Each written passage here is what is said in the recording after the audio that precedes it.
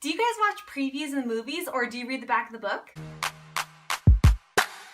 Good morning, book lovers, it's Malia. So do you guys like to watch previews in the movies, or do you guys like to read the back of the book before you buy it, or will you pick it up from the library? I'm a little bit different, but I'd love to hear your guys' perspective. So firstly, I watched Kung Fu Panda with my amazing man and my son a couple weeks ago, and it was wonderful. And usually I don't say in previews. I'll actually walk out of the theater before the previews start just so that I don't get spoiled. I'm like a non-spoiler extremist. I like being completely surprised when the movie comes out and not knowing anything behind it.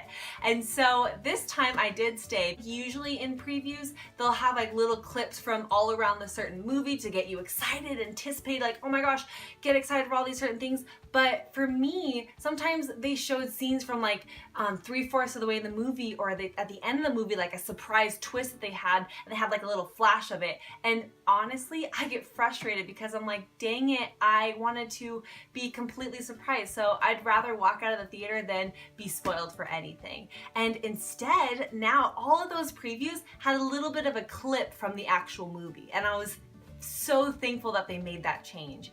And I just want to talk to you guys about that. Obviously, I haven't watched any of the previews in adult films, so if you guys, adult films, that sounds really bad. How about like PG-13 plus films?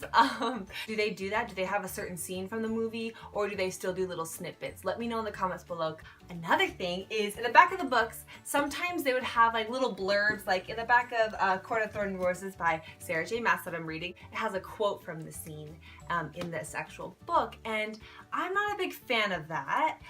Or they have the back of the book, usually where it's just like a little snippet about what's gonna happen, what you can be prepared for, what the book is about, if this is like a first or second part of the series. And I'm also not a big fan of that. This happened previously in Mirrored by Alex Flynn.